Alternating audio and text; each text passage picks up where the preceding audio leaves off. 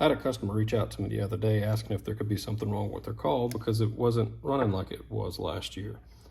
They said the call would still do hails and kind of get the middle ducts, but they couldn't feed as much. So I asked them, have you changed the cork in your call this year? And they said they hadn't. So one of the things you can do if you're having a problem like this is to change the cork out in your insert. That over time, that cork will lose its springiness and kind of mold itself to the way the insert is, and it just loses its life. This is one that from a call, piece of cork from a call that's been there for about 2 years or so, and it just doesn't look as good, and it doesn't have as much life as a new piece of cork does. So one of the things you can do is change that cork out, change a cork out. Don't ever use your fingers to pull it out.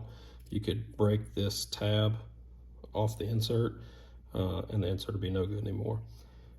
So once you remove your reed, check the bow of the reed. You want the bow always to be down.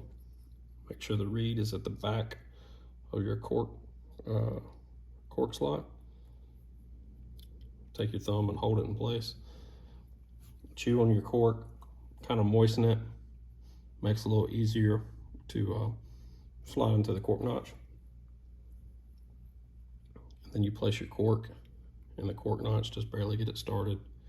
And you take a small tool, screwdriver, this is a file, and you use the file to press the cork into the cork notch. So put your thumb on the back of the call, place the file on the cork, and just slide it right in.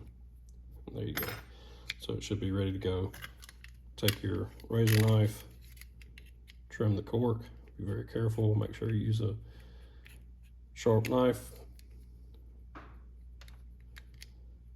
I don't always cut all the way through. I cut about 3/4 of the way, then break it off.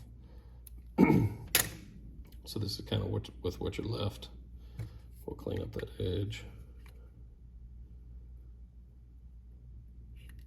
A little more. Put it in the barrel, and there you go. You should be able to hunt again. After the season's over, it's always good to change your cork or take your call apart, let it dry out. Take a brush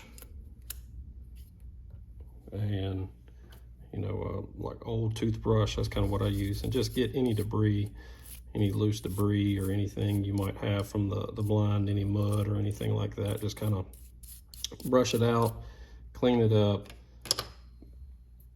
and it's ready to go for the next hunt.